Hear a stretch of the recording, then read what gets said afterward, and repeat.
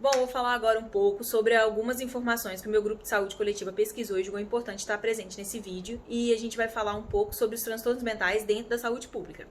Os transtornos mentais, eles têm caráter psicológico e eles estão diretamente relacionados com algumas disfunções que podem ser biológicas, sociais, psicológicas, genéticas, físicas e químicas. E aí foi em 1996 que os transtornos mentais eles foram reconhecidos como um problema de saúde pública. E aí, dados do Ministério de Saúde apontam que 3% da nossa população são atingidos pelas formas graves dos transtornos mentais. E com isso tem uma pouca demanda, uma pouca procura da população por esse tipo de tratamento. Porque eles têm algum tipo de preconceito, sofrem algum tipo de preconceito da sociedade e também não têm tanto conhecimento de onde, como procurar esse tipo de tratamento. E aí é válido ressaltar também que os transtornos mentais, eles têm uma baixa mortalidade. Mas como eles são uma doença de longo prazo, eles afetam significativamente a qualidade de vida desse paciente e do cuidador desse paciente. Com isso, afeta de forma geral toda a sociedade. E aí agora a gente vai falar um pouco sobre os principais transtornos mentais que estão presentes na sociedade. Bem, vou falar do transtorno bipolar primeiramente. O transtorno bipolar é um tipo de transtorno de humor, é uma doença mental recorrente na população e não tem cura, atingindo proporcionalmente homens e mulheres. Possui uma prevalência de 1,5 na população. Aproximadamente 25% das pessoas com transtorno bipolar tentam suicídio e desses 25%, 11% cometem o suicídio. Existe o transtorno bipolar do tipo 1 e o transtorno bipolar do tipo 2. O tipo 1 oscila entre depressão e mania, já o tipo 2, depressão e hipomania. Os pacientes apresentam também sintomas psicóticos. O tratamento do transtorno bipolar se dá principalmente por carbonato de lítio, um fármaco estabilizador de humor. Durante os episódios maníacos, nota-se humor expansivo, irritável, com euforia e labilidade, sendo que, ao entardecer, esses sintomas pioram. Quanto aos sentimentos, é um sentimento de grandiosidade, impaciência, erotismo, com a autoestima bastante aumentada. A cognição do indivíduo fica ativa, com pensamentos acelerados e fugas de ideias, confusão mental, atenção dispersa e baixa concentração no que faz. Perda da capacidade de planejamento e organizar a ideia de sempre ser melhor que todos. O comportamento é de hiperatividade, muita energia, inconveniência, fazendo várias coisas ao mesmo tempo. Nos episódios psicóticos, o paciente se apresenta com falta de crítica do seu estado patológico, distorção da realidade, intimidação para com os outros, supervalorização de suas habilidades e cria uma própria realidade para si. Pode haver também delírio e alucinação. Os episódios de hipomania se caracterizam por ser a forma atenuada da mania, sem psicose e delírio. A duração dura em torno de 4 dias. Os episódios de depressão se caracterizam por rebaixamento do humor, caracterizado também por baixa autoestima, tristeza profunda e perda do interesse de fazer atividades cotidianas. Agora vou estar falando da demência. A demência é um diagnóstico sindrômico que se trata de um conjunto de sintomas cognitivos e sociais que interferem nas funções diárias do indivíduo. Com a transição epidemiológica mundial, houve um aumento na expectativa de vida desta população. A prevalência dessa morbidade vem aumentando principalmente em países de média e baixa renda.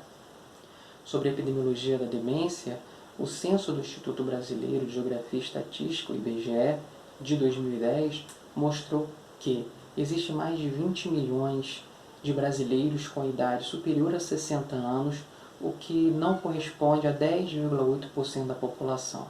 Atualmente, o Brasil são registrados por ano 2 milhões de casos de demência. Esse número é típico de países em desenvolvimento, devido ao nível educacional que apresenta, visto que é uma doença relacionada diretamente à saúde cerebral. Existem mais de 30 milhões de pessoas com demência no mundo. 58% dessas vivem em países de baixa ou média renda, como o Brasil. E estimativas apontam que este número irá se elevar ainda mais. No Brasil, os estudos de prevalência encontraram taxas que variam de 5,1% a 12,9%. Em número absoluto, estima-se que o Brasil seja o 9º país com o maior número de casos com demência, cerca de 1 milhão. Além disso, a proporção de demência do tipo vascular é maior no Brasil do que em outros países. Um dado importante. Não se tem ao certo uma etiologia, uma causa. Pode haver até mesmo uma sobreposição de etiologias, ou seja, várias causas.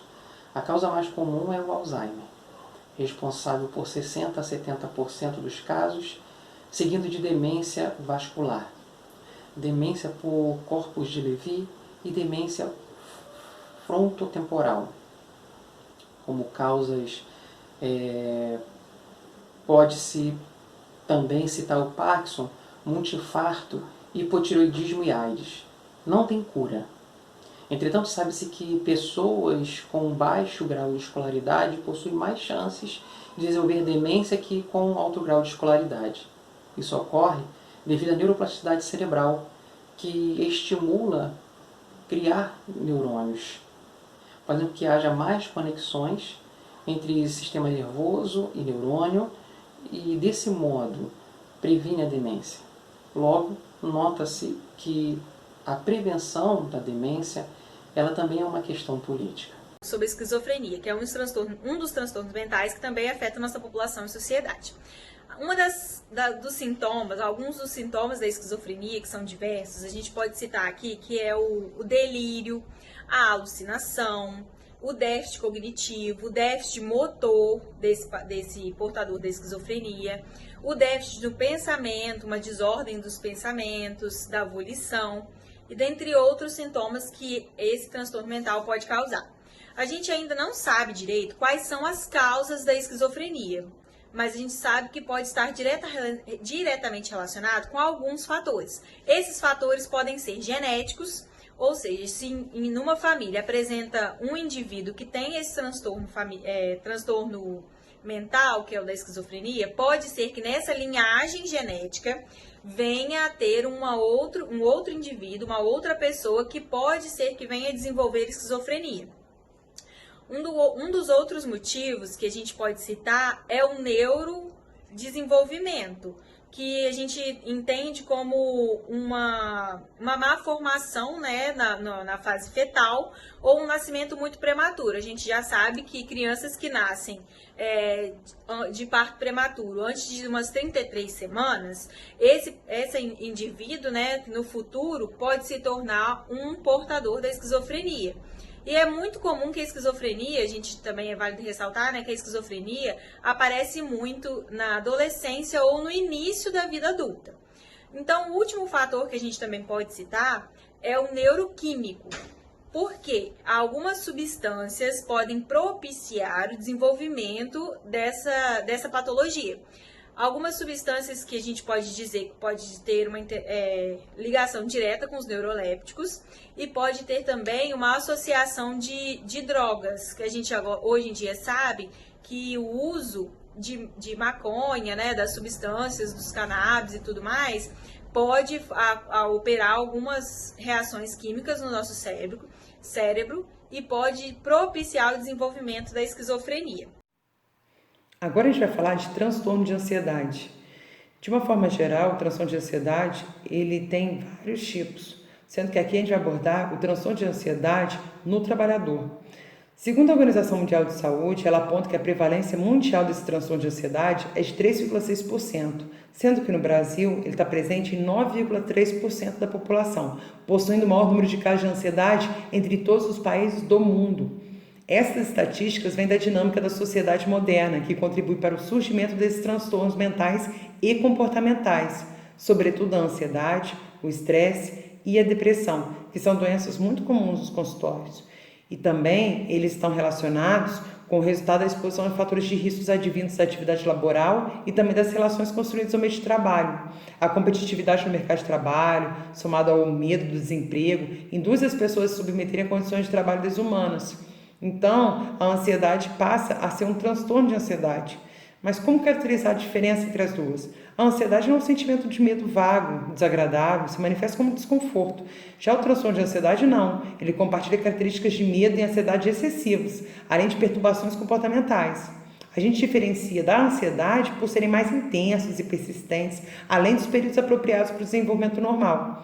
Os transtornos de ansiedade eles são problemas frequentes quando se aborda a saúde do trabalhador, já que geram altos custos de impactos nos índices de absenteísmo, presenteísmos e outros aspectos relacionados ao trabalho, como a redução do desempenho e carga de afazeres. No Brasil, os transtornos mentais e comportamentais são responsáveis pelo crescimento geral na concessão dos benefícios, tanto para o auxílio-doença acidentário quanto para o não acidentário. Para você ter noção, de 2004 para 2013, o número de auxílio-doença acidentário concedido em razão deste tipo de enfermidade passou de 615 para 12.818. Os estudos brasileiros listam os transtornos de ansiedade como uma das principais causas de afastamento laboral dentro dos transtornos mentais e comportamentais. Nesse sentido, o setor da saúde ela vai fazer o quê? Ela vai tentar avançar na compreensão do trabalho dos profissionais que sofrem com esse transtorno, na prevenção de agravos, proporcionando acesso aos cuidados de qualidade e gerenciamento de ambientes, nas intervenções que propõem melhoria nas condições de trabalho e qualidade de vida dos trabalhadores, já que se considera o bem-estar biopsíquico do trabalhador um fator que impacta fortemente nas atividades laborais realizadas. Bom, agora a gente vai falar sobre depressão. Os transtornos mentais são um grupo de doenças com alto grau de sobrecarga, não só para o indivíduo que sofre, mas também para seus familiares e cuidadores. Entre eles, a depressão é atualmente a responsável pela mais alta carga de doença entre todas elas. A depressão se caracteriza pela perda de interesse e de prazer por tudo, pelo sentimento de tristeza, pela baixa autoestima. Os quadros mais graves podem levar ao suicídio. Apesar disso, a doença permanece escondida e não tratada. A Organização Mundial de Saúde estima que hoje no mundo 350 milhões de pessoas vivem com depressão. As mulheres são mais afetadas e 1 a 2 em cada 10 ainda tem depressão pós-parto. A Organização Mundial de Saúde e parceiros dão suporte a quem sofre de depressão e estimulam os países a formularem programas para ajudar pessoas com transtornos mentais. A depressão pode ser identificada e tratada na atenção básica. Para isso, o treinamento e as campanhas de conscientização são fundamentais. Não só os profissionais, mas também a população em geral, incentivando a busca por ajuda. O custo de depressão, geralmente, é muito caro. Não só em termos de perda monetária, não. Pode custar relacionamento, empregos, em alguns casos, a própria vida do indivíduo. O mais trágico desfecho da depressão é o suicídio. A cada 40 segundos, uma pessoa se suicida no mundo. E as ações preventivas são urgentes. Vencer o estigma, promover atitudes positivas da comunidade em relação aos portadores de transtornos mentais e estimular a procura pelo tratamento são atitudes e questões urgentes de saúde pública.